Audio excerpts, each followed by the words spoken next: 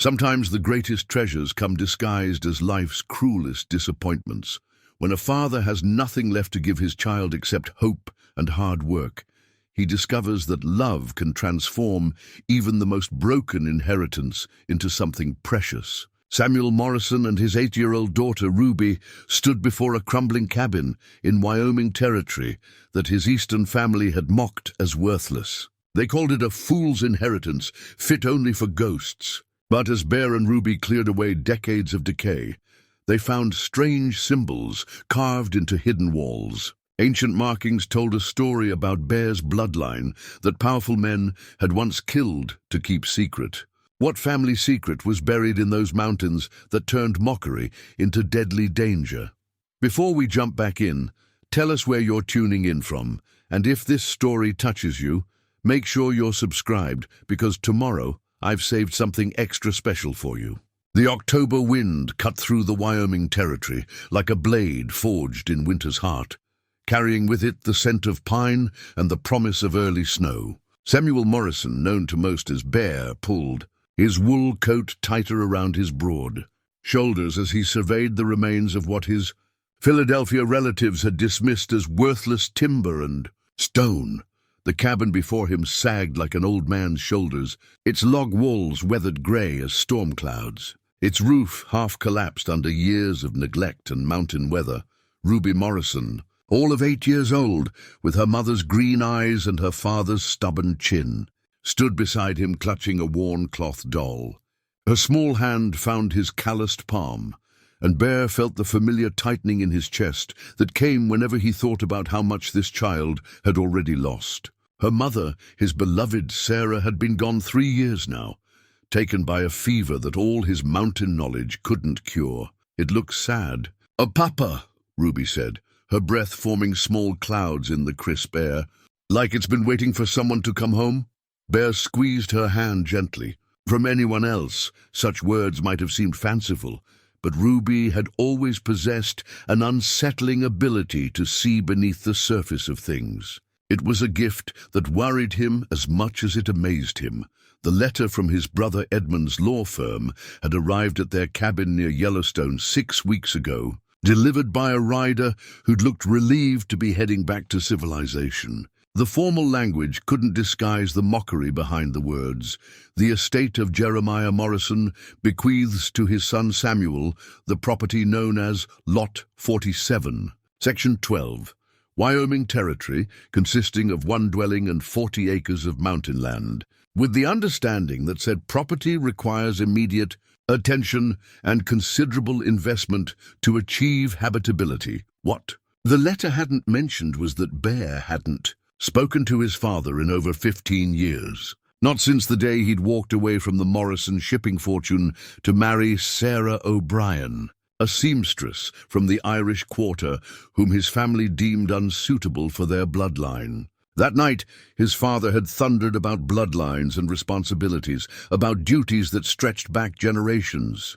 Bear had listened to the familiar lecture about Morrison men and their sacred obligations, then packed his few belongings and headed west with his new wife. "Never looking back, your grandfather built this place," Bear said, running his hand along a section of wall where the logs still held firm. Despite the decay, the construction showed careful craftsmanship. The logs were fitted with precision, chinked with a mixture that had endured decades of harsh weather. Whoever had built this cabin had intended it to last. Edmund's follow-up letter had arrived a week after the first, this one bearing the Morrison family seal and dripping with condescension. "My dear brother," it began, though there was nothing dear about the tone, "I trust you'll understand why Father left you this particular inheritance. The family has assessed the property's value at perhaps $200.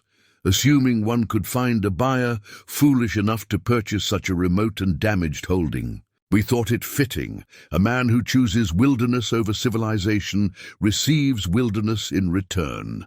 Perhaps this gesture will finally convince you to return to Philadelphia, where your daughter might receive proper education, and you might resume your rightful place in our family business." The memory of that letter still burned in Bear's chest. His family's money came from shipping. Morrison vessels carried goods from New York to London, Boston to Charleston. But Bear had never cared for the smell of salt air or the politics of commerce. Even as a boy, he'd preferred the mountains his family owned in Pennsylvania, spending summers exploring forests while his brothers learned ledger books and social graces. "What's this, Papa?"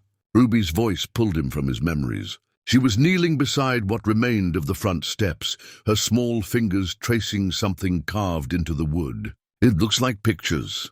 Bear crouched beside her, brushing away decades of accumulated pine needles and debris. Carved into the step, barely visible beneath the weathering, was a symbol he didn't recognize. A circle containing what looked like mountains, with strange marks radiating outward like rays of sunlight. The carving was old but not crude. Someone had taken considerable time and skill to create this marking. "I don't know, little bird," he said, using his pet name for her. "Maybe your grandfather left us a message." The inside of the cabin told a story of gradual abandonment rather than sudden departure. Furniture remained, covered in dust and mouse droppings, but still intact. A large stone fireplace dominated one wall, its hearth cold but clean, as if someone had carefully banked the last fire before leaving. Shelves lined the walls, most empty now, though Bear found a few books wrapped in oilcloth, treatises on mining, geology, and one slim volume about the indigenous peoples of the region. What struck him most was how the cabin felt larger inside than it appeared from outside. The main room was spacious, with high ceilings supported by massive beams. A ladder led to a sleeping loft that ran the width of the building, while a heavy door opened onto what appeared to be a root cellar carved directly into the mountainside. Ruby explored with the fearless curiosity of childhood, her doll tucked under one arm, as she investigated every corner and crevice. She discovered a collection of smooth stones arranged on a windowsill, each one painted with symbols that matched nothing Bear had seen before. In a wooden chest beneath one of the windows, she found men's clothing, sturdy work clothes made from quality materials, sized for a man Bear's height and build. "Papa, look!" Ruby held up a gold band, tarnished but unmistakably valuable. "Is this like Mama's ring?" Bear's throat tightened. He still wore his own wedding band, a simple gold circle that had belonged to Sarah's grandmother. But this ring was different, heavier, older, with symbols etched into the gold that seemed to dance in the afternoon light filtering through the dusty windows. As the day wore on, Bear began to understand that his father's worthless inheritance was far more complex than his Philadelphia family realized. The land itself was prime territory, well-watered, protected from the worst winds, with timber and game in abundance. The cabin, despite its current condition, showed evidence of masterful construction. Someone had invested considerable time, money, and skill in creating this homestead, but it was the details that puzzled him most.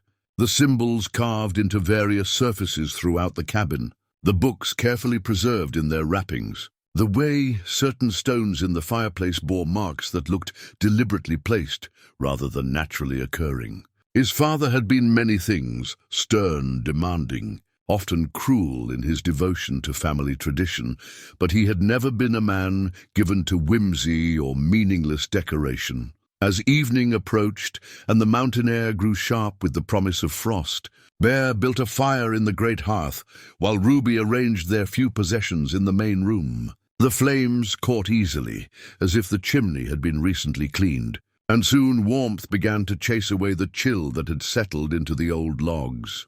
"Papa," Ruby said, settling beside him on a fur rug they'd found in the chest, "why did your family say mean things about our house?" Bear considered his answer carefully. Ruby deserved honesty, but she was still young enough to believe that adults always acted from good intentions. "Sometimes people fear what they don't understand," he said finally. "Your uncles and grandfather back east, they live very different lives from us. They think happiness comes from money and big houses and having other people know your name. They can't imagine why someone would choose to live in the mountains, far from cities and society. But we're happy," Ruby pointed out with the simple logic of childhood. "Yes, we are. And maybe that scares them a little. As the fire settled into steady warmth and Ruby dozed against his shoulder, Bear found himself studying the symbols carved into the mantelpiece above the hearth. In the dancing firelight they seemed almost alive, and he could have sworn he'd seen similar markings before, in dreams perhaps, or in half-remembered stories from his childhood. His father had told stories, back when Bear was very young, before duty and disappointment had hardened the old man's heart. Tales of Morrison ancestors who had carried sacred responsibilities, who had served as guardians of something precious and ancient. Bear had dismissed these stories as fanciful entertainment, the sort of romantic nonsense that old men told children to make their own lives seem more important. Now, surrounded by symbols he couldn't read and evidence of purposes he didn't understand, Bear began to wonder if his father's stories might have contained more truth than fantasy. Outside, the wind had risen, carrying with it the wild, lonesome sound of the high country. But inside the cabin, with Ruby safe beside him and a fire crackling in the hearth, Bear felt something he hadn't experienced in years, the sense that he had finally come home. Tomorrow, he would begin the work of making this place truly habitable. He would repair the roof, replace the broken windows, and clear away the debris of neglect. But tonight, he would listen to the mountain wind and wonder about the man who had built this refuge and about the inheritance that might prove far more valuable than his mocking relatives could ever imagine. 3 days of hard work had transformed the cabin from a ruin into something approaching livability. Bear had patched the worst holes in the roof with split shingles he'd carved himself, while Ruby had swept out years of accumulated debris and arranged their few possessions with the careful precision of someone making a real home. The great fireplace drew properly now, filling the main room with steady warmth that pushed back the October chill. On the 4th morning, Bear was replacing a rotted section of the front porch when Ruby called out from inside the cabin, "Papa, there's something here." He set down his hammer and stepped through the doorway to find his daughter kneeling beside the massive support beam that ran along the eastern wall. Her small fingers traced what appeared to be carved markings, partially hidden beneath years of soot and grime. "Look, Papa, it's like the pictures on the step, but bigger." Bear knelt beside her, running his thumb over the carvings. Unlike the weathered symbols on the front step, these markings were protected from the elements and remained sharp and clear. The central image showed the same mountain and circle design, but surrounding it were dozens of smaller symbols, some geometric, others that looked almost like letters from no alphabet he recognized. "Help me clean this off," he said, fetching a bucket of water and some old rags from their supplies. As they worked together, scrubbing away decades of accumulated grime, the full scope of the carving revealed itself. The beam, easily 12 inches square and running the full width of the room, had been transformed into a detailed map or diagram. Mountains, valleys, and what looked like underground passages were all represented, with the strange symbols marking specific locations. "It's beautiful," Ruby whispered, running her fingers over a section that showed flowing lines resembling water, like someone drew the whole world. Bear was about to respond when the sound of approaching horses made him tense. Visitors were rare in this remote location, and something about the steady, purposeful rhythm of multiple horses suggested these weren't casual travelers. "Stay here," he told Ruby, moving to the window and peering through the clean glass he'd installed the day before. 3 men on horseback were approaching the cabin, and Bear's instincts immediately sounded warnings. The riders wore city clothes, dark suits and bowler hats, unsuitable for mountain travel but expensive enough to suggest means. The lead rider, a thin man with sharp features and calculating eyes, dismounted with the careful movements of someone unaccustomed to physical labor. Bear stepped onto the porch, his hand resting casually on the handle of the axe he'd been using for repairs. "Morning, gentlemen. You're a long way from anywhere." The thin man smiled, but the expression never reached his eyes. "Mr. Morrison, I presume. I'm Charles Whitmore, representing certain business interests in Cheyenne. We understand you've recently inherited this property. Word travels fast, Bear said, noting how the other two men had positioned themselves to flank the porch. What brings you all the way up here? Business opportunities, Whitmore replied smoothly. This is magnificent country, but isolated properties like this can be difficult to maintain. We're prepared to make you a generous offer, $500 for the land and buildings. Cash money, more than enough to relocate somewhere more suitable for raising a young daughter. $500 was more than twice what Edmund's letter had suggested the property was worth, which immediately made Bear suspicious. In his experience, men didn't offer generous terms unless they expected to profit handsomely from the transaction. That's a tempting offer, Bear said carefully, but we just got here. Haven't had time to properly assess what we've inherited. Whitmore's smile became strained. Of course. But winter's coming, Mr. Morrison. This is harsh country for a man alone with a child. The offer stands for 3 days. Plenty of time to consider your circumstances. I appreciate that. Where can I reach you if I decide to sell? We'll return in 3 days, Whitmore said, his tone suggesting the conversation was over. I trust that will be sufficient time for you to make a reasonable decision. The 3 men remounted and rode away without further conversation, but Bear noticed they took the long way around the cabin, their eyes cataloguing every detail of the property. He remained on the porch until they disappeared into the forest, then went inside to find Ruby still studying the carved beam. Who were those men, Papa? People who think we might want to sell our new home, Bear said, settling beside her. What do you think? Should we take their money and go somewhere else? Ruby shook her head firmly. This is our house now. Mama always said you can't put a price on home. Bear smiled, remembering Sarah's practical wisdom. But Whitmore's visit had raised questions that needed answers. $500 suggested these men knew something about the property that Bear didn't, and their timing, arriving just days after his inheritance, seemed unlikely to be coincidental. Ruby, look at this part here, he said, pointing to a section of the carving where the mountain symbols were clustered together. What do you see? She studied the markings with the intense concentration she brought to everything that captured her interest. It looks like they're all pointing to something. See how these lines all come together right here? Her finger traced converging paths that led to a central point marked with the most elaborate symbol on the entire beam. Bear had been thinking the same thing. The carving wasn't just decorative, it was functional, a map or guide of some kind. And if he was reading it correctly, whatever it pointed toward was located somewhere on their property. That afternoon, while Ruby helped him stack firewood, Bear found himself studying the landscape with new eyes. The cabin sat in a natural clearing, protected by ridges on 3 sides and facing a valley that stretched toward distant peaks. It was an ideal location for a homestead, with good water, natural windbreaks, and sightlines that would allow early detection of approaching visitors or threats.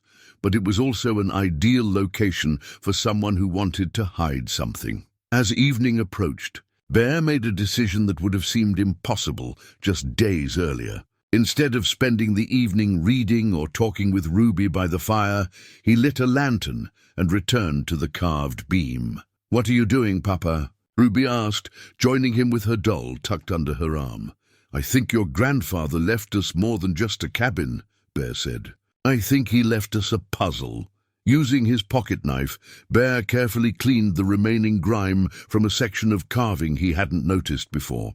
Hidden in the corner, almost invisible unless viewed from the right angle, was what appeared to be a small compartment. The wood had been carved away and replaced with a fitted piece that looked like part of the beam unless examined closely. Should I open it? He asked Ruby, surprising himself by seeking her opinion on such an important decision.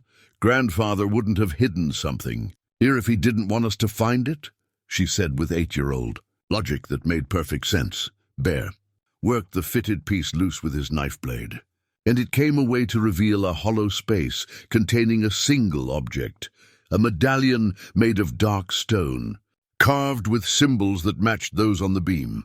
The medallion was roughly the size of his palm, heavy and smooth, with a quality of craftsmanship that spoke of great age and careful creation. "It's warm," Ruby said in wonder, touching the stone with one finger. "Like it's been sitting in sunshine." Bear felt it too, a subtle warmth that seemed to pulse gently against his palm. The medallion felt alive somehow, as if it contained energy waiting to be released. That night, long after Ruby had fallen asleep in the loft, Bear sat by the fire, turning the medallion over in his hands. The stone was unlike anything he'd seen before, dark as a moonless night, but shot through with veins of what looked like silver. The carved symbols seemed to shift and flow in the firelight, creating patterns that hurt his eyes if he stared too long. Whitmore's offer suddenly made perfect sense. These men weren't interested in buying mountain property for its timber or grazing potential. They knew about the medallion, or about whatever the medallion represented. They had come expecting to find an ignorant mountain man who would be grateful for any offer, not someone who might understand the true value of his inheritance. Bear wrapped the medallion in a piece of soft leather and tucked it into his shirt, close to his heart. Tomorrow he would begin seriously exploring the property, following the map carved into his father's beam. But tonight he would plan for the possibility that Whitmore and his associates might not be as patient as they claimed. 3 days was not very much time to unravel a mystery that his father had spent a lifetime protecting. Dawn broke grey and cold over the Wyoming mountains, but Bear was already dressed and moving quietly around the cabin. The medallion hung against his chest beneath his wool shirt, its strange warmth a constant reminder that his inheritance held secrets he was only beginning to understand.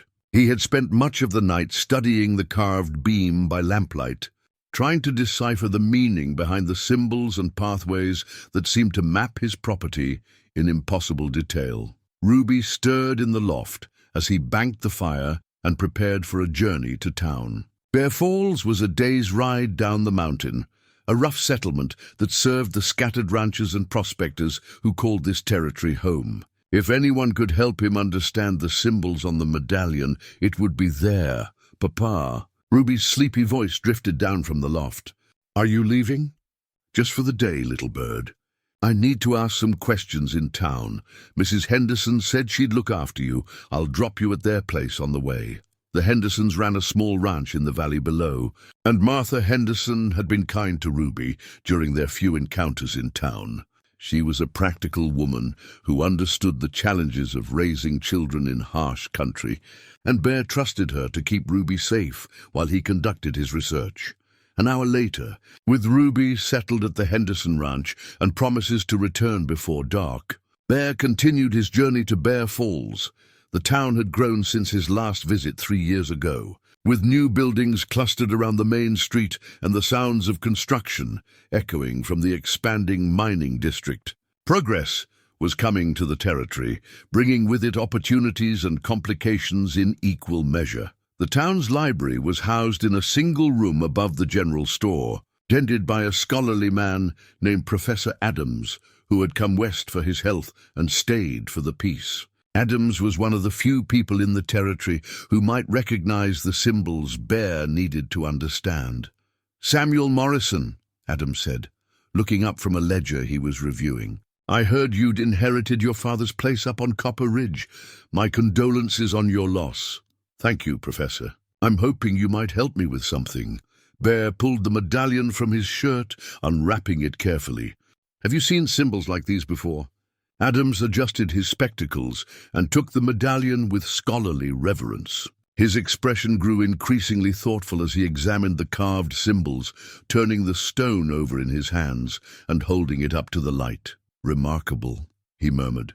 "This is definitely pre-Columbian, but the style doesn't match any of the local tribes. See these geometric patterns? They're more sophisticated than typical Native American pictographs from this region. And this material," he hefted the medallion, testing its weight. "This isn't local stone. This came from somewhere else entirely. What do you think it means?" "I think," Adam said carefully, "that your father was involved in something more complex than anyone realized. There are stories, old stories, about sacred sites in these mountains, places where the indigenous peoples came to perform ceremonies long before European settlement. Some say certain families were chosen as guardians, protectors of places that held spiritual significance. Bear felt a chill that had nothing to do with the mountain air. His father's bedtime stories suddenly seemed less like fantasy and more like family history. Would the Lakota know about such things? Perhaps, but you'd need to speak with someone who understands the old ways. Most of the tribal elders have been moved to reservations, but there's an old man, Joseph Standing Bear, who still lives in the traditional manor about 20 miles north of here. He's a medicine man, keeper of the old stories. If anyone could interpret these symbols, it would be him. Adams carefully rewrapped the medallion and handed it back. Be careful, Samuel. If this is what I think it is, there are people who would kill for it. The words echoed Bear's own growing concerns about Whitmore and his associates. He thanked Adams and prepared to leave, but the professor's voice stopped him at the door. Your father came to see me once, about 5 years ago. He asked the same questions you're asking now. I got the impression he was trying to understand something that had been passed down in his family, something he'd never really believed until then. What did you tell him? The same thing I'm telling you. Be very careful who you trust. The ride to Joseph Standing Bear's camp took Bear through country that grew increasingly wild and beautiful. The old Lakota lived in a traditional lodge beside a clear stream, surrounded by the tools and materials of a man who followed the ways of his ancestors. Standing Bear was ancient, his face weathered like old leather, but his eyes held the sharp intelligence of someone who had seen much and forgotten nothing. Bear approached with the respectful caution he would use with any wild creature, announcing himself from a distance and waiting for permission to approach. Standing Bear studied him for a long moment, then gestured for him to come closer. You are the son of the man who built the cabin on Copper Ridge, Standing Bear said without preamble. It wasn't a question. You knew my father. I knew what he protected. Show me! Bear unwrapped the medallion, and Standing Bear's expression grew solemn. The old man held the stone with reverence, his fingers tracing the symbols with the familiarity of long acquaintance. Your father was a good man, Standing Bear said finally. When the others would have taken what was not theirs, he stood guard. When men with greedy hearts came seeking sacred places, he turned them away. He understood that some things are more valuable than gold. I don't understand. What was he protecting? Standing Bear was quiet for a long time, studying Bear with eyes that seemed to see past surface appearances to something deeper. Your blood carries the responsibility now. The question is whether your heart carries the wisdom. The old man rose and disappeared into his lodge, returning with an object wrapped in soft deerskin.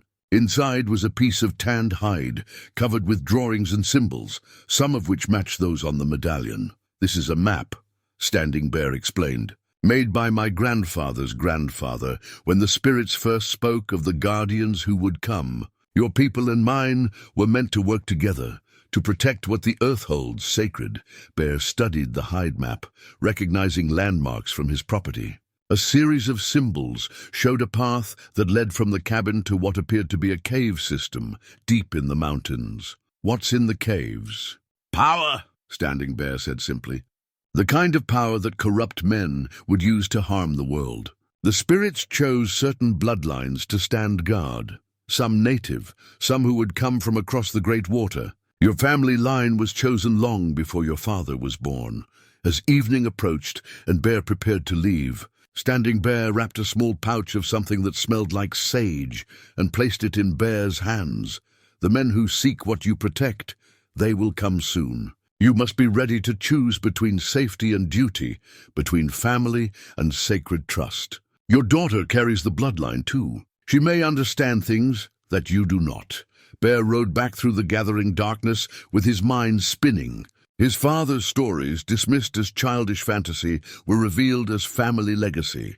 The medallion was not just an artifact, it was a key. And somewhere on his property, in caves marked by symbols older than European settlement, lay something worth killing to possess. When he reached the Henderson ranch to collect Ruby, he found her playing with the Henderson children as if she'd lived there all her life. But when she saw him, She ran to his side with an urgency that caught his attention. "Papa, I dreamed about the warm stone again," she said quietly, so the other adults couldn't hear.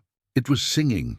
That night, after Ruby had fallen asleep in the loft, Bear made a discovery that changed everything he thought he knew about his inheritance. He had been examining the great fireplace, noting how certain stones seemed to bear deliberate markings. When Ruby's words about the medallion singing gave him an idea, he pulled the stone medallion from his shirt and held it near the fireplace. Immediately, one of the carved symbols on the medallion began to glow with a faint silver light, matching a similar symbol etched into a stone near the hearth's base. Bear pressed the medallion against the matching symbol, and the stone moved. What he had taken for a solid foundation stone was actually a carefully fitted piece that swung inward on hidden hinges, revealing a cavity large enough to hold several objects. Inside, wrapped in oiled leather, was a leather-bound journal bearing his father's name in faded gold lettering. The journal's pages were filled with his father's careful handwriting, documenting years of guardianship that Bear had never suspected. The entries began 23 years ago, when Jeremiah Morrison first inherited the responsibility from his own father. June 15th, 1864. Father died today. His last words were about the sacred trust. I thought it was delirium from the fever, but Marcus, standing Bear, came to the funeral and spoke of ancient promises. I'm to be the guardian now, though I scarcely understand what that means. Bear read by lamplight, his understanding of his family's true history growing with each entry. His father had not been a simple settler seeking mountain solitude. He had been deliberately placed to protect something that both Native American tradition and European mysticism deemed precious beyond measure. July 3rd, 1864, explored the cave system today. The formations are unlike anything in the geological texts. Marcus says his people called this place the heart of the world, where the Earth's power flows closest to the surface. I begin to understand why certain men would kill to possess such knowledge. The journal detailed encounters with prospectors, government surveyors, and businessmen who had somehow learned about the site and come seeking access. Jeremiah Morrison had turned them all away, sometimes with words, sometimes with the barrel of his rifle. August 12th, 1867, the Pemberton Mining Consortium sent representatives again. They claim to have legal authority to survey the entire region, but their papers feel wrong somehow. Marcus warns that the sacred site must never be disturbed by those who seek only profit. Bear felt a chill as he realized the pattern. For over 20 years, his father had faced the same pressures that Whitmore represented. Men who knew about the property's true value and were determined to claim it for themselves. September 30th, 1869. Samuel left today. My son cannot understand why I choose to live as a hermit in the mountains when the family business offers comfort and society. I cannot tell him about the guardianship. He would think me mad. Perhaps it is better this way. The responsibility passes through bloodlines, not through understanding.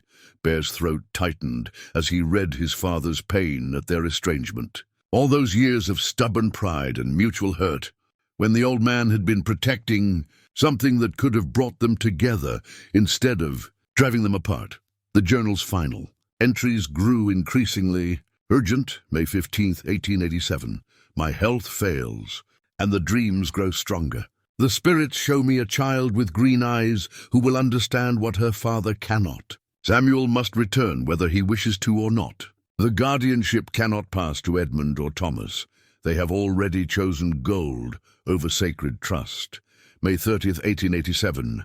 Arranged the inheritance through Marcus's grandson, who works as a clerk in Cheyenne. Samuel will receive the property but not the knowledge. He must discover the truth himself, as each guardian has done. Only those who choose the responsibility willingly can bear it. Safely, the final entry was dated just days before his father's death, June 2nd, 1887. The Pemberton Consortium has become more aggressive. They have allies in the territorial government now, and they speak of eminent domain. I leave this record for Samuel, praying he will prove wiser than his father. The medallion is the key, but wisdom is the lock. Guard well what has been entrusted to our bloodline." Bear closed the journal and sat in the dying firelight, finally understanding the true scope of his inheritance. He had not received a simple mountain property. He had inherited a sacred responsibility that stretched back generations. And if his father's warnings were accurate, he had perhaps 2 days before Whitmore and his associates returned, with demands that Bear was now determined to refuse. The next morning brought an unexpected visitor. Ruby was helping Bear repair a section of the cabin's chinking when they heard a single horse approaching. Unlike Whitmore's calculated arrival, this rider moved with the easy confidence of someone at home in the wilderness. The man who dismounted was Native American, perhaps 30 years old, with the bearing of someone accustomed to responsibility. He raised one hand in greeting as he approached the cabin. "I am Michael Standing Bear," he said. "Joseph Standing Bear is my grandfather. He said you would have questions." "Your grandfather said my daughter might understand things I don't," Bear said. Glancing at Ruby, who was studying the newcomer with frank curiosity. "She dreams of the singing stone," Michael said. It wasn't a question. "The children often hear what adults have forgotten how to understand." Ruby stepped forward, showing none of the shyness Bear might have expected. "Are you here to help us protect the singing place?" Michael smiled. "I think you already know the answer to that." Over the next several hours, Michael Standing Bear filled in gaps that his grandfather's cryptic words had left open.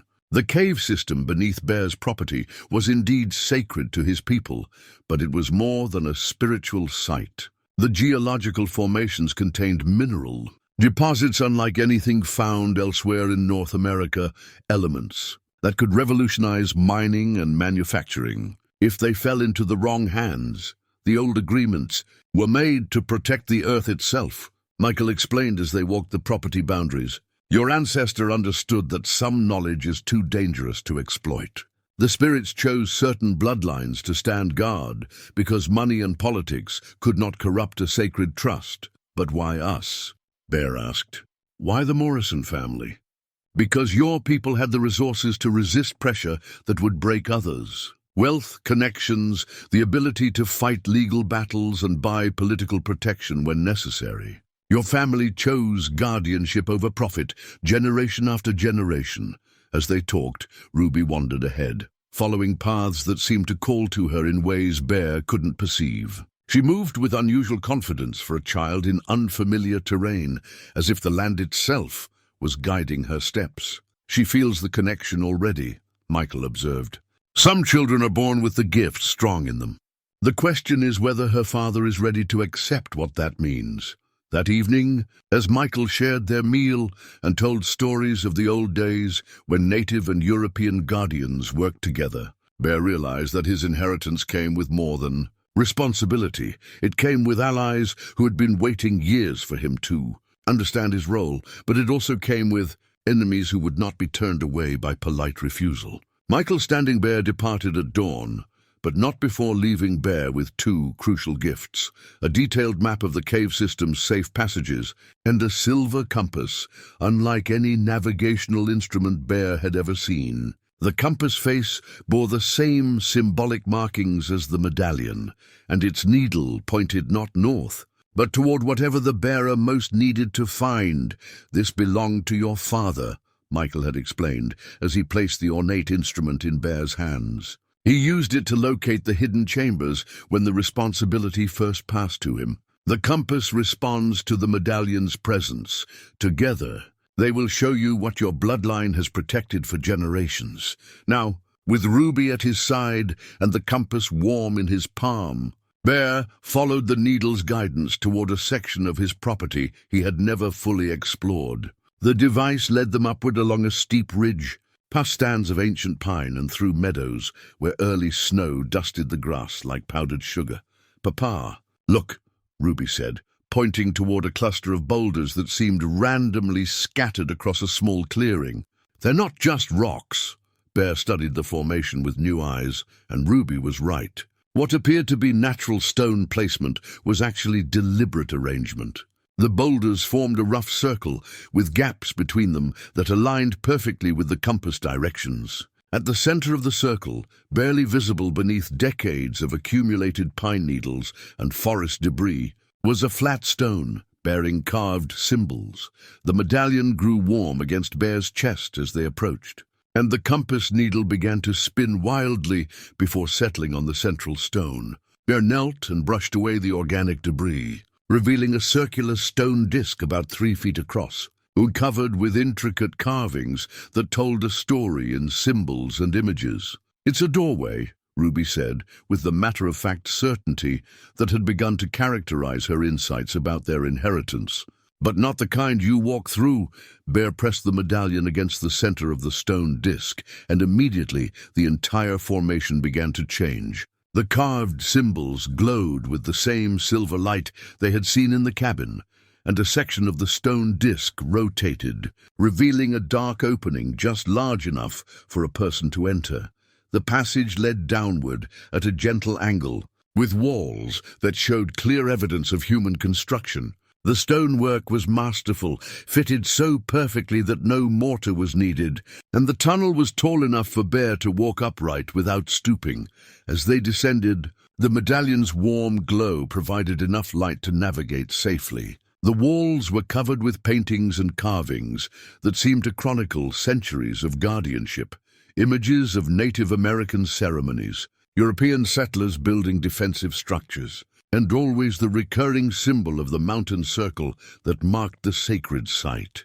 "Papa," Ruby whispered, her voice echoing strangely in the confined space. "Someone's been taking care of this place. It's too clean to be old." She was right. The tunnel showed signs of regular maintenance, cleared passages, stable supports, and carved alcoves that held supplies wrapped in oiled cloth.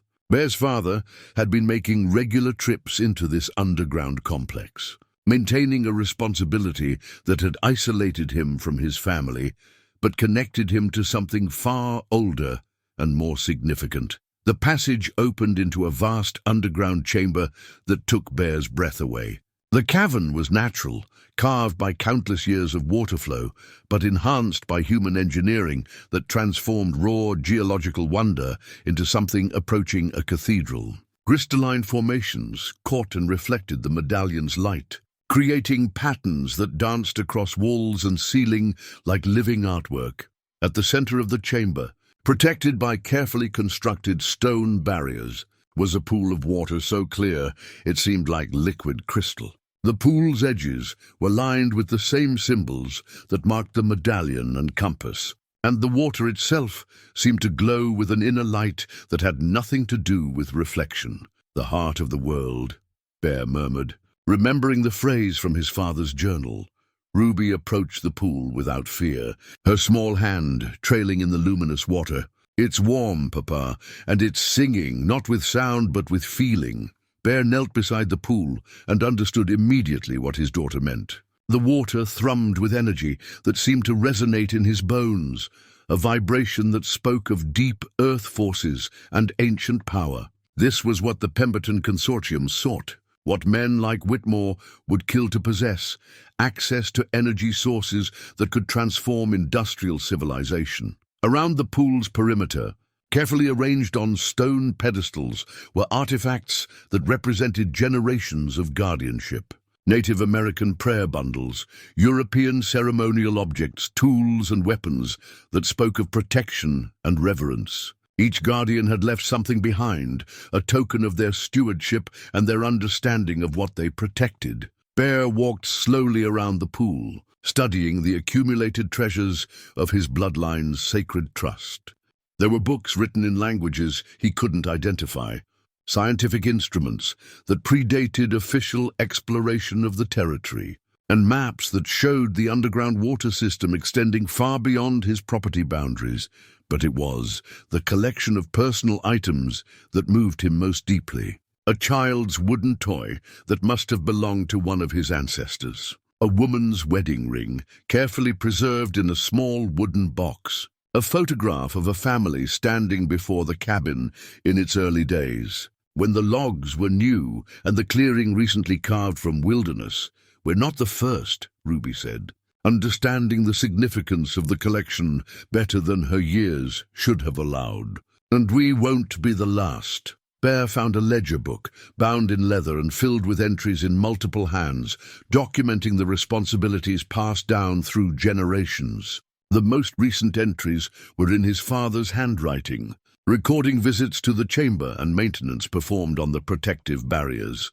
But the final entry, dated just weeks before Jeremiah Morrison's death, contained a warning that made Bear's blood run cold. The consortium has allies in Washington now. They speak of national interest and eminent domain. The old agreements may not protect the site much longer. I pray Samuel will prove stronger than his father and wiser than his grandfather.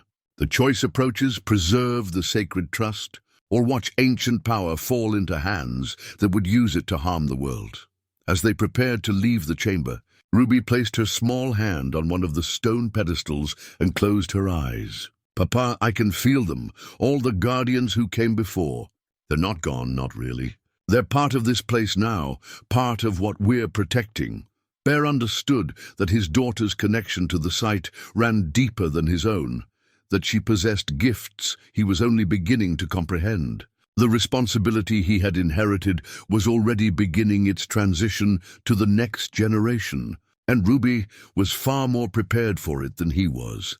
The journey back to the cabin took on new significance as Bear realized they were not simply returning home. They were returning to a fortress, a defensive position that his father and grandfather had carefully prepared for the battle that was coming. That evening, as Ruby helped him prepare dinner, Bear made a decision that would have seemed impossible just days earlier. Instead of hiding from his inheritance's true nature, he would embrace it fully. He would learn everything his father's records could teach him about guardianship, and he would prepare to face whatever forces sought to claim the heart of the world. But first, he needed to understand exactly who his enemies were, and what resources they commanded in their quest to possess ancient power. The next morning brought a discovery that transformed Bear's understanding of his father's final years. While searching through the items stored in the hidden chamber, Ruby had found a wooden chest that neither of them had noticed during their first visit. Inside, wrapped in silk that had somehow remained pristine despite the underground environment, was a ceremonial knife unlike anything Bear had ever seen. The blade was forged from metal that seemed to absorb light rather than reflect it, and the handle was carved from a single piece of what appeared to be black jade.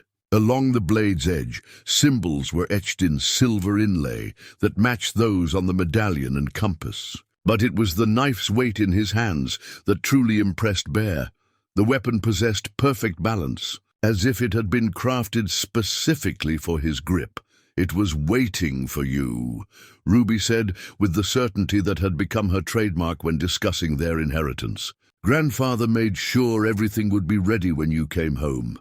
Accompanying the knife was a leather scroll that, when unrolled, revealed detailed drawings of defensive positions around the property. Bear's father had spent years fortifying the area, creating concealed barriers and fallback positions that would allow a small group to hold off a much larger force. The cabin itself was the center of this defensive network, but the real stronghold was the cave system, which could be sealed from within and held indefinitely by anyone with sufficient supplies. Bear studied the diagrams with the eye of a man who had spent his adult life in the wilderness, and he was impressed by the sophistication of his father's preparations. The old man had anticipated every possible approach to the property, identified natural choke points where attackers would be vulnerable, and established supply caches that could sustain defenders for months if necessary. "He was preparing for war," Bear murmured, running his finger along lines that marked hidden rifle positions and carefully prepared barriers. "Not war, Papa," Ruby corrected gently. "Protection. There's a difference." That afternoon, Bear began implementing his father's defensive plans in earnest. He and Ruby worked together to clear brush from the concealed firing positions, check the condition of stored ammunition, and familiarize themselves with escape routes that led. from the cabin to the cave system through paths that were nearly invisible to anyone who didn't know exactly where to look. The work gave Bear a new appreciation for his father's determination and foresight. Jeremiah Morrison had not been a hermit by choice. He had been a guardian, preparing for a siege that he hoped would never come but knew was inevitable. As evening approached, Bear and Ruby made their second journey into the underground chamber, this time carrying supplies and equipment they would need if forced to take refuge there. The chamber was large enough to house a family comfortably for extended periods, with natural air circulation and access to the luminous pool that seemed to provide more than just water. The liquid appeared to have restorative properties that left both of them feeling unusually refreshed after drinking it. "Papa," Ruby said, as they arranged their supplies in a dry alcove, "the singing is getting stronger. I think something's coming." Bear had learned to trust his daughter's intuitive understanding of their situation. If Ruby sensed approaching danger, then danger was indeed approaching. They returned to the cabin as full darkness settled over the mountains, and Bear spent the evening cleaning and checking his firearms, while Ruby helped him review his father's defensive plans. The work felt familiar. He had prepared for dangerous situations many times during his years in the wilderness, but the stakes had never been higher. That night, Bear dreamed of standing in the underground chamber while men in city clothes tried to break through the stone barriers that protected the luminous pool. In the dream, the knife hummed with energy in his hands, and the symbols carved into its blade glowed with the same silver light that emanated from the sacred water. He woke to find Ruby shaking his shoulder gently. "Papa." "They're here." Bear rolled out of his blankets and moved to the window, peering through the darkness toward the approach to their property. 4 riders were moving carefully up the mountain trail, their progress marked by the occasional glint of moonlight on metal. They were trying to approach quietly, but they moved like city men, unused to wilderness travel, competent enough to be dangerous, but not skilled enough to achieve true stealth. "Get dressed and gather your things," Bear told Ruby, "just like we practiced." Ruby moved with the calm efficiency they had rehearsed, collecting the small pack of necessities they had prepared for exactly this situation. She showed no fear, only the focused attention of a child who understood the seriousness of their circumstances. Bear strapped the ceremonial knife to his belt and slung his rifle across his back, and then led Ruby through the cabin's rear door and along the concealed path that would take them to the cave system. They moved silently through the forest, using routes that Bear's father had designed to be invisible from the main approaches to the property. From their concealed position near the cave entrance, they watched as the riders approached the cabin. Bear recognized Whitmore immediately, but the other 3 men were strangers, hard-faced individuals who moved with the confidence of men accustomed to violence. They were not here to negotiate. "Mr. Morrison," Whitmore called out, his voice carrying clearly in the still mountain air. "I know you're here. Our offer has expired, but we're prepared to discuss new terms." Bear remained silent, watching as the men spread out around the cabin with military precision. These were not simple businessmen. They were professionals, probably hired specifically for this operation. "Your 3 days are up, Morrison," one of the strangers called out. "Come out and we'll make this easy on you and the girl." The threat to Ruby settled any doubts Bear might have had about the visitor's intentions. He touched the medallion through his shirt and felt its warm pulse responding to the sacred site's proximity. These men had come to take what his bloodline had protected for generations, and they were prepared to kill anyone who stood in their way. "Last chance, Morrison," Whitmore called. "We know about the cave system. We know about what's down there. You can cooperate and live comfortably, or you can be stubborn and face the consequences." Bear drew the ceremonial knife and immediately felt its connection to the underground chamber. The blade seemed to vibrate with energy, and the silver inlay began to glow with faint light. Whatever power flowed through the heart of the world was responding to the threat above. Preparing for the conflict that could no longer be avoided, Ruby placed her small hand on his arm and whispered, "They don't understand what they're trying to steal, do they, Papa?" "No," Bear replied softly. And then that makes them more dangerous than they realize. Dawn was still 2 hours away when Bear heard the sound that changed everything. A familiar voice calling his name through the darkness. Not Whitmore or his hired men, but someone Bear had not heard in 15 years. "Samuel, I know you're out there. It's Edmund." "I've come to talk." Bear's blood ran cold. Edmund Morrison, his older brother, heir to the family's shipping fortune, and the man who had written the mocking letters about the worthless inheritance. Ruby stirred beside him in their concealed position, sensing the change in her father's tension. "That's your brother?" she whispered. Bear nodded, his mind racing through implications that made his stomach turn. If Edmund was here, if his own family was involved with Whitmore and the consortium, then the betrayal ran deeper than he had imagined. "Samuel, I'm coming up to the cabin alone. I'm not armed, and I want to explain." Against his better judgment, Bear found himself curious enough to listen. He guided Ruby deeper into the cave system, to a position where they could observe the cabin's front door while remaining safely hidden. Edmund Morrison stood illuminated by the cabin's porch, hands raised to show he carried no weapons, looking remarkably like their father, despite 15 years of soft city living. "I know about the medallion, Samuel. I know about the cave system and what father was really protecting. We need to talk." Bear emerged from concealment slowly, his rifle trained on his brother, but held ready rather than aimed. "Talk then, but make it quick. Your friends out there don't look like they're here for a family reunion." Edmund's face showed genuine pain as he took in Bear's defensive posture. "Those men aren't my friends, Samuel. They're my employers, and I'm beginning to realize I've made a terrible mistake." "What kind of mistake?" "The kind that puts family in danger." Edmund pulled a document from his coat pocket and held it where Bear could see it. "This is a corporate charter for Pemberton Mining Consortium. Look at the list of founding partners." Bear studied the document in the lamplight, and his blood turned to ice water. There, among the list of investors and board members, were the names of his entire Philadelphia family. Edmund, Thomas, their Uncle Charles, even their late father's estate. "You've been working with them all along," Bear said, his voice flat with betrayal. "Not all along," Edmund said desperately. "At first, they came to us as investors seeking backing for mineral exploration in Wyoming Territory.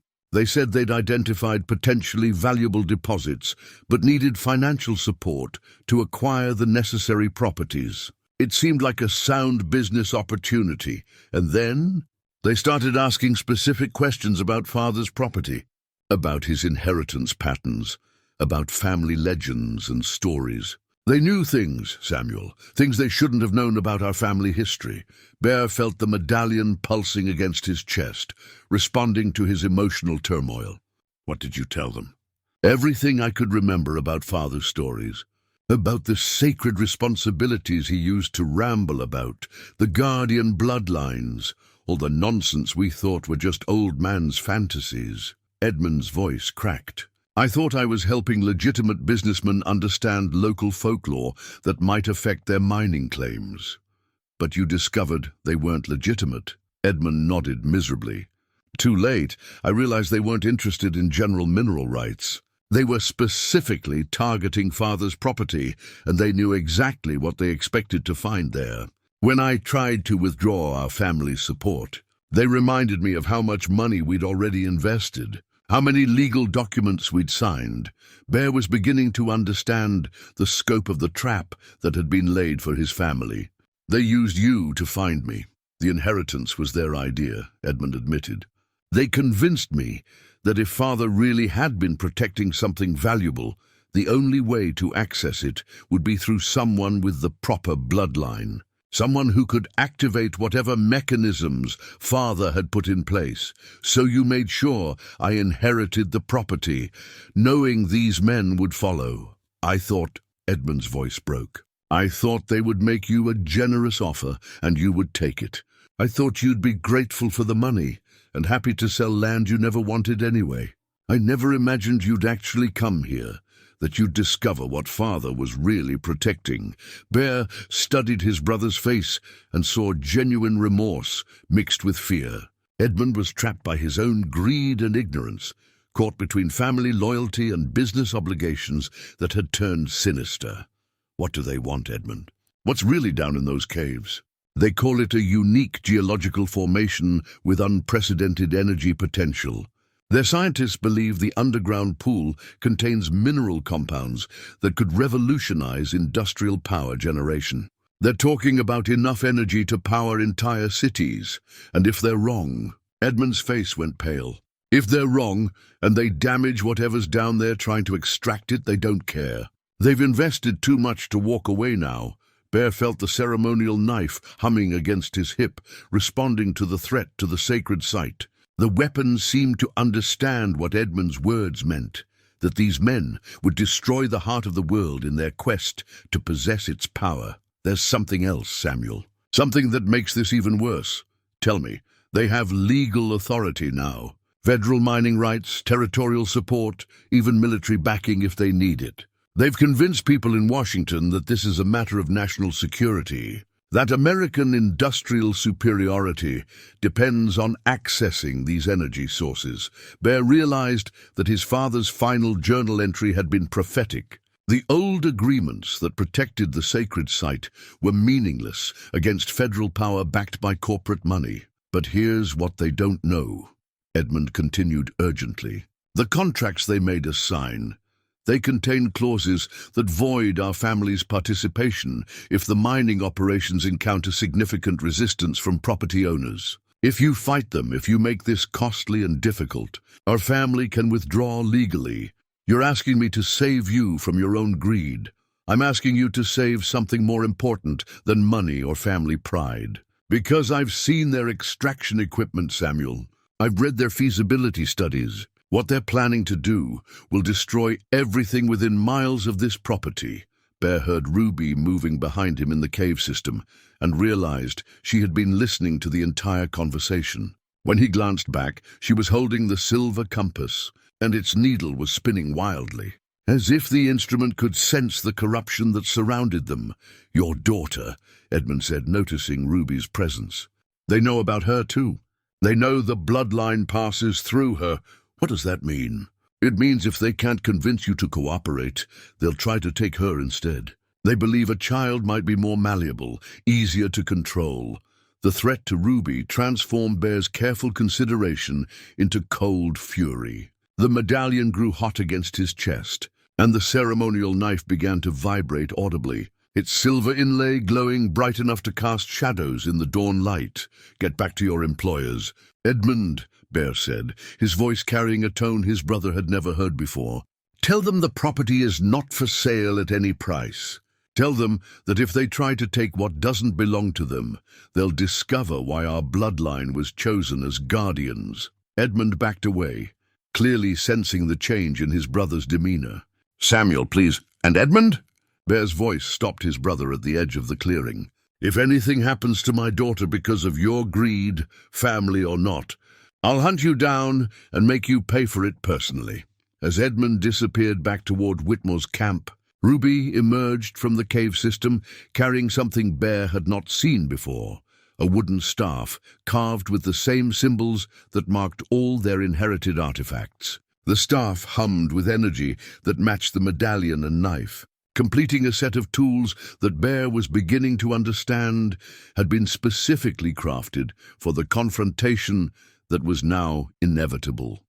The Guardians are waking up. Papa, Ruby said, her young voice carrying an authority that sent chills down Bear's spine.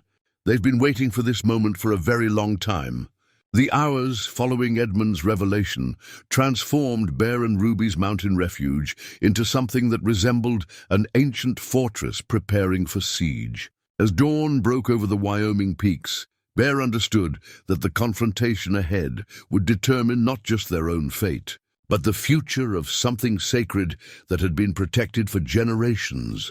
Ruby moved through the cave system with a confidence that seemed to grow stronger by the hour, gathering items and arranging them according to patterns that she claimed came to her in dreams. The child who had arrived at this property just days ago as a frightened orphan was becoming something else entirely, a guardian awakening to powers that Bear was only beginning to comprehend. We need to prepare. "The sacred water," she said, approaching the luminous pool with a reverence that seemed learned rather than instinctive. The old guardians used it to protect themselves when the sacred places were threatened. Bear watched as his daughter filled several containers with the glowing liquid, handling each vessel with the careful precision of someone performing a ritual passed down through generations. The water maintained its inner light even when separated from the pool, and Bear felt his strength renewed simply by being near it. "How do you know what to do?" he asked, genuinely curious about the source of her knowledge. "They're teaching me," Ruby replied matter-of-factly, gesturing toward the alcoves where generations of guardians had left their tokens. Not with words, but with feelings. Like the singing stone, but deeper. From their elevated position, Bear could observe Whitmore's camp through a spyglass his father had stored among the defensive supplies. The consortium's forces had grown during the night, at least 8 men now, with equipment that suggested they were prepared for extended operations. Military-style tents, surveying equipment, and what appeared to be drilling machinery painted a clear picture of their intentions. But it was the arrival of official-looking documents and territorial authority badges that concerned Bear most. Edmund had been telling the truth about federal backing. These men carried legal authority that transformed their theft into lawful seizure. "They're going to try to take it today," Ruby observed, joining him at the observation point. "They can feel the power waking up, and it's making them afraid."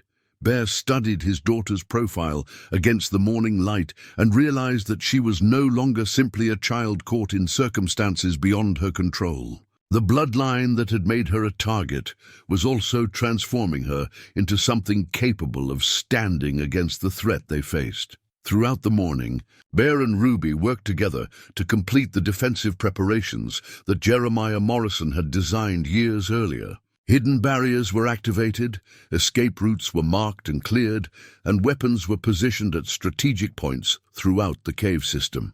But they also performed preparations that felt more like ceremony than military strategy. Ruby showed Bear how to mix clay from the sacred pool with minerals found in the cave walls, creating a paint that glowed with the same silver light as their inherited artifacts.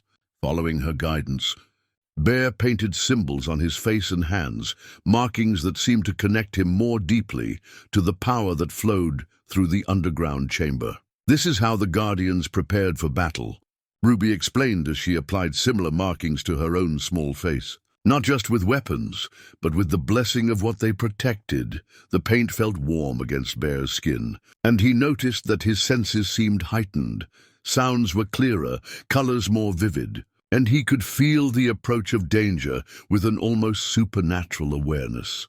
By midday, Whitmore's forces had positioned themselves around the property with military precision. Bear counted at least 3 different approach routes being monitored, with men stationed to cut off retreat toward town or deeper into the wilderness.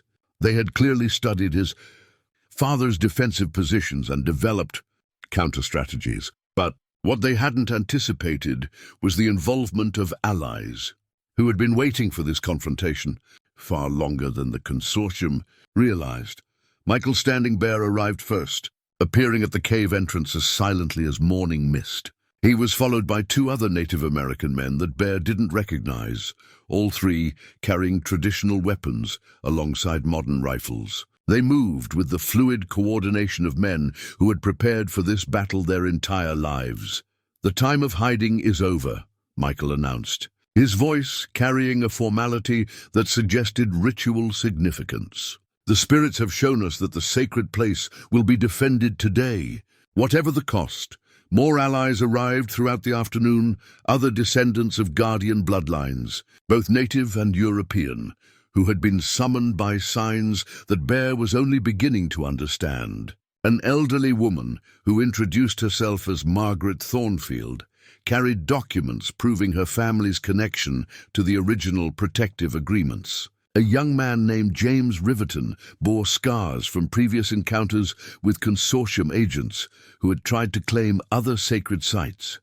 Each new arrival brought supplies, weapons, and knowledge that filled gaps in Bear's understanding of the larger conflict they faced. The consortium's operations in Wyoming Territory were part of a broader campaign to claim sacred sites throughout the American West, using federal authority and corporate resources to overwhelm traditional protectors.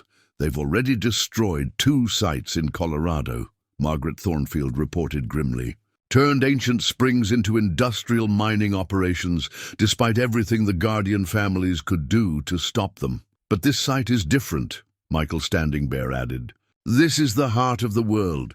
If they corrupt this place, the damage will spread to other sacred sites across the continent. As evening approached, Bear realized that the confrontation ahead was about more than just protecting his inheritance. It was about preserving a network of natural power that connected sacred places throughout North America.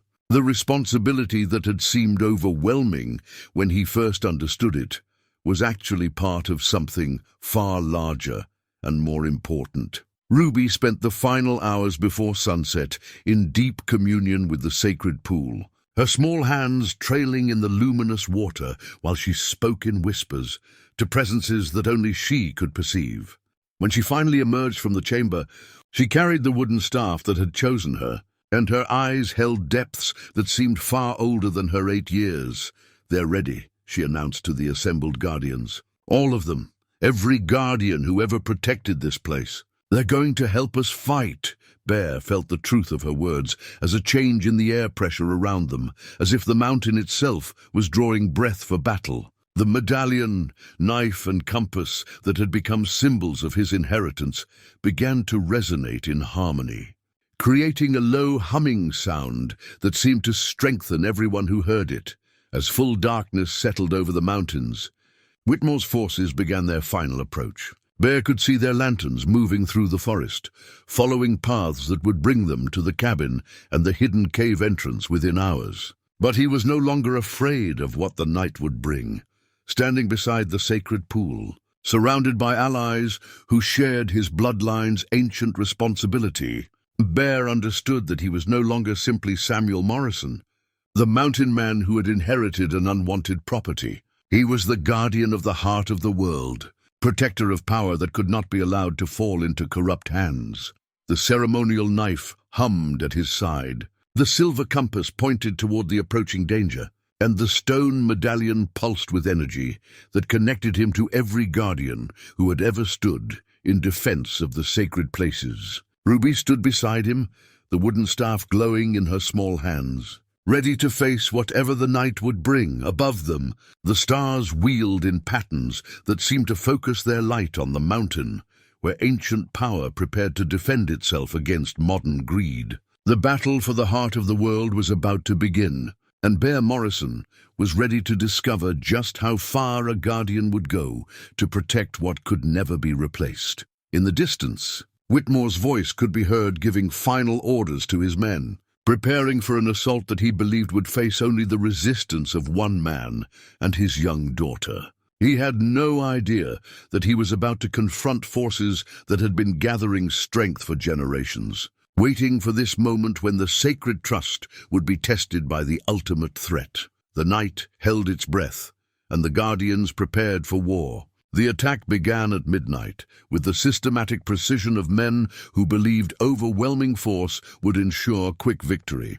Whitmore's hired guns approached the cabin from 3 directions, their movements coordinated by whistle signals that echoed through the mountain darkness. But the first sign that this would not be the easy conquest they expected came when the very forest seemed to resist their advance. Bear watched from his concealed position as the lead. Attackers stumbled over roots that hadn't been there during their daylight reconnaissance, as branches that had seemed safely out of the way suddenly whipped across their faces, as solid ground gave way beneath their feet in places where the terrain had been firm hours earlier. The mountain itself was fighting back. "The spirits are with us," Michael Standing Bear whispered from his position near the cave entrance. "The sacred place knows it's under threat." Ruby stood beside the luminous pool, the wooden staff planted firmly in the stone floor, her young face painted with symbols that glowed with inner light. She was no longer the frightened child who had arrived at this property days ago. She was becoming something ancient and powerful. A guardian awakening to her full potential. "They're coming to the front door," she announced calmly, her awareness extending far beyond the cave system to encompass the entire battle unfolding above them. Bear could hear them now, boots on the cabin's wooden steps, voices calling out demands for surrender. Whitmore's men had reached the building they believed contained their targets, not knowing that the real fortress lay deep beneath their feet. "Morrison, we know you're in there. Come out and this ends peacefully." But the cabin was empty, except for the trapped floors and concealed firing positions that Jeremiah Morrison had prepared for exactly this situation. When Whitmore's men broke down the door, they found themselves facing not a cornered family, but a carefully prepared killing ground, designed by someone who had spent years anticipating their arrival. The first explosion shattered the night quiet as one of the attackers triggered a trap that brought down a section of the roof. Shouts of alarm and confusion echoed through the darkness as Bear's father's defensive preparations revealed themselves one by one. Pitfall traps, tripwires connected to charges, and concealed barriers that turned the cabin into a maze where defenders held every advantage. "Papa, they're hurting the cabin," Ruby said, genuine sadness in her voice as the building that had sheltered them was torn apart by men who cared nothing for its history. "Buildings can be repaired," Bear replied, checking the load in his rifle. "What matters is protecting what can't be replaced." That's when Bear heard the voice that changed everything, not Whitmore or his hired men, but a voice from his childhood that he had never expected to hear again on this mountain. "Enough." The command cut through the chaos with the authority of someone accustomed to being obeyed. "Morrison, I know you can hear me. I'm coming up alone." Bear's blood ran cold as he recognized the speaker. Thomas Morrison, his youngest brother, stepping into the firelight near the cabin's destroyed entrance. But Thomas wore something that Bear had never seen before, their father's signet ring.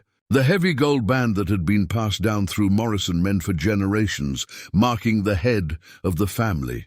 "Samuel, I'm unarmed," Thomas called out, his hands raised in a gesture of truce. "We need to talk before this gets any worse."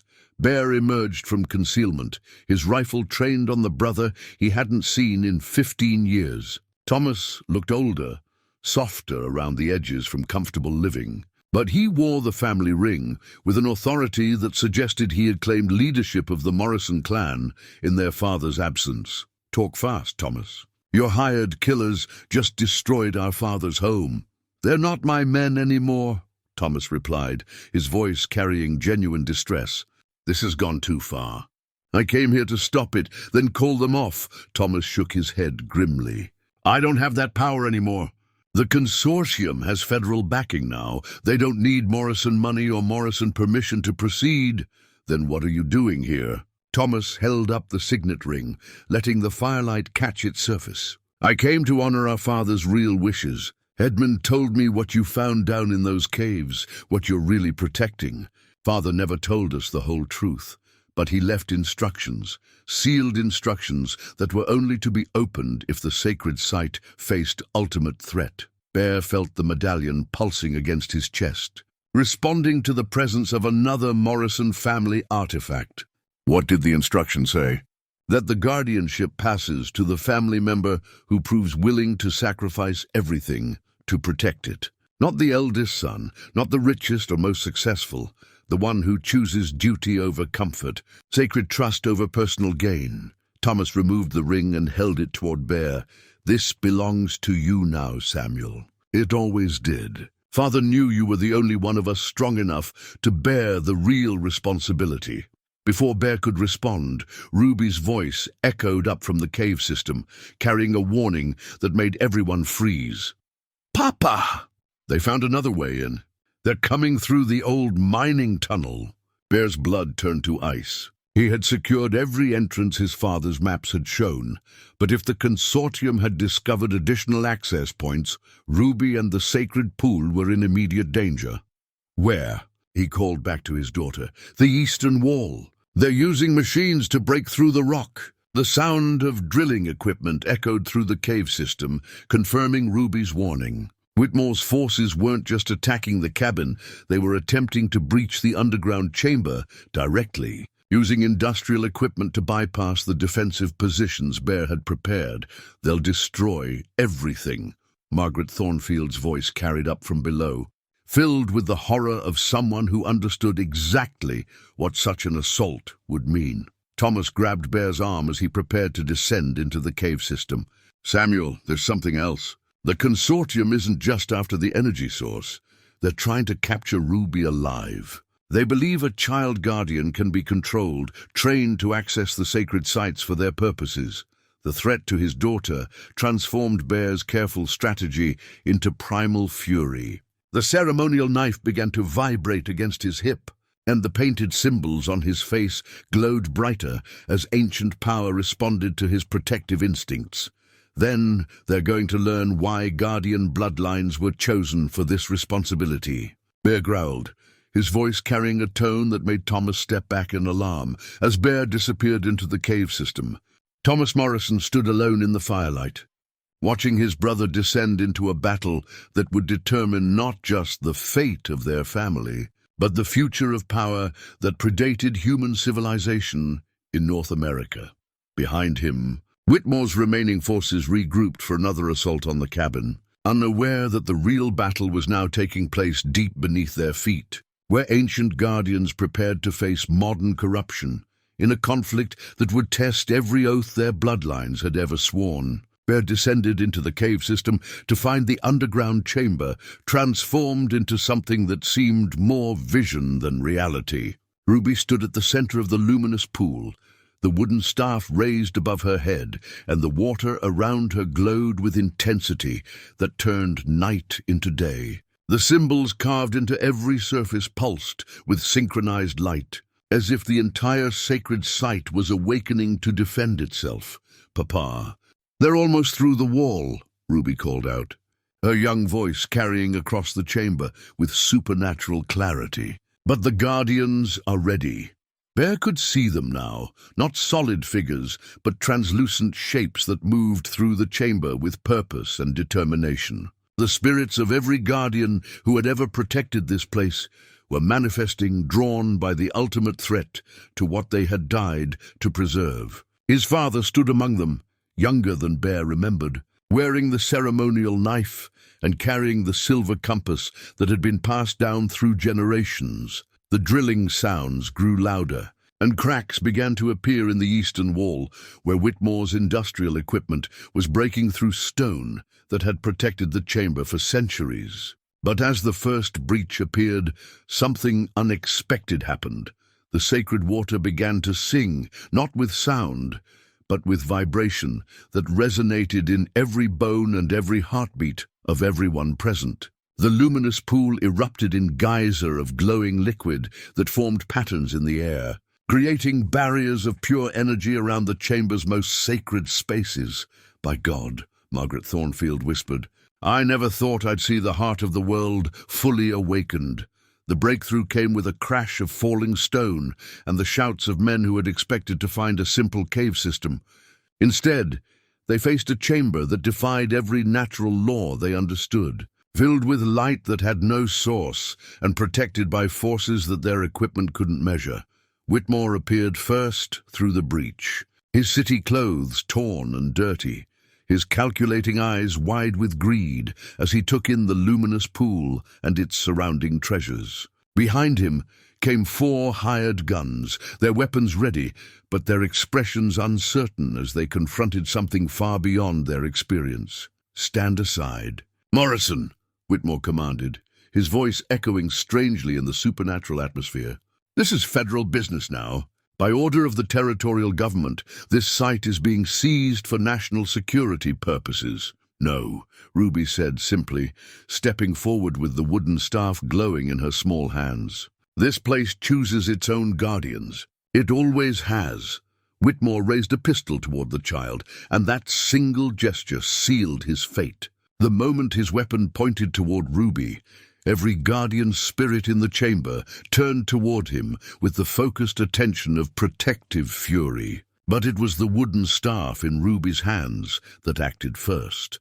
The artifact that had been waiting in the sacred chamber for generations suddenly revealed its true nature. Light erupted from its carved symbols, not the gentle glow they had seen before, but blazing illumination that forced everyone to shield their eyes. When Bear could see again, Ruby was no longer a frightened 8-year-old child. She was something ancient and powerful. The guardian bloodline expressing its full potential through her small form. "You cannot steal what was never meant to be owned," she said, her voice carrying harmonics that seemed to come from the earth itself. "You cannot corrupt what exists in perfect balance." The wooden staff in her hands began to change, growing longer and more elaborate, its surface covered with symbols that told the story of every sacred site across the continent. Bear realized he was witnessing the awakening of the master artifact, the tool that connected all guardian bloodlines to the network of power they protected. Whitmore fired his weapon, but the bullet never reached its target. The energy barriers surrounding the pool deflected the shot harmlessly, and the sound of gunfire in the sacred chamber triggered a response that none of them had anticipated. The heart of the world itself began to speak, not with words, but with pure meaning that bypassed language and struck directly at the core of understanding. Every person in the chamber suddenly comprehended the true nature of what they faced, not just a source of industrial energy, but a focal point of natural power that maintained the balance between human civilization and the wild forces that sustained all life. Bear felt the knowledge flood through him as the medallion against his chest merged its energy with the wooden staff in Ruby's hands. He understood now why certain bloodlines had been chosen as guardians, why the responsibility could never be abandoned or sold. The sacred sites were not separate locations. They were connected, nodes in a network that regulated everything from weather patterns to geological stability across the entire continent. If the heart of the world fell to corruption, if its power was twisted to serve industrial greed instead of natural balance, the consequences would extend far beyond Wyoming Territory. Every sacred site would be affected, every guardian bloodline would feel the disruption, and the delicate equilibrium that allowed human civilization to coexist with natural forces would be shattered. Whitmore and his men stood frozen, overwhelmed by understanding they had never sought but could no longer deny. They had come seeking treasure and found instead responsibility that no amount of money could purchase or political authority could claim. Ruby lowered the wooden staff, and when she spoke again, her voice carried the wisdom of every guardian who had ever stood in defense of the sacred places. "Now you know what you were really trying to steal. Now you understand why we can never let you succeed." 6 months later, Bear and Ruby Morrison stood beside the foundation stones of their new cabin, watching the sunrise paint the Wyoming peaks in shades of gold and crimson. The structure taking shape before them was larger than the original building, designed to accommodate not just their small family, but the community of guardians who had chosen to make this sacred place their permanent home. The events that followed the confrontation in the underground chamber had unfolded with a swiftness that surprised everyone involved. Whitmore and his surviving associates, overwhelmed by their encounter with forces beyond their understanding, had stumbled back to their superiors, bearing reports that no federal official was prepared to believe. The Pemberton Mining Consortium's investors, faced with accounts of supernatural phenomena and complete mission failure, had quietly dissolved their interest in Wyoming Territory mineral rights. More importantly, the legal challenges mounted by the Morrison family's resources, now unified under Thomas Morrison's leadership and Bear's guardianship, had exposed the questionable methods the consortium had used to obtain their federal backing. Congressional investigations were still ongoing, but the immediate threat to the sacred sites had ended.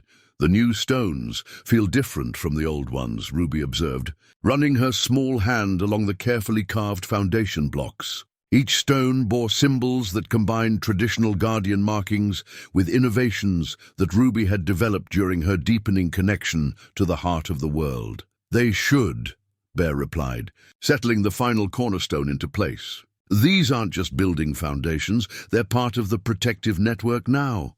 The girl who had once been simply his daughter was now something far more significant. Ruby's awakening as a guardian had transformed her into a bridge between the ancient traditions and the challenges that sacred sites would face in the modern world. Her ability to communicate with the guardian spirits, to interpret the will of the sacred places themselves, had made her a crucial figure in the expanded network of protectors. Michael Standing Bear approached from the direction of the cave system, carrying the morning's report from the underground chamber. "The energy levels have stabilized," he announced, settling onto a log that served as a temporary bench. "The heart of the world is satisfied with the new arrangements."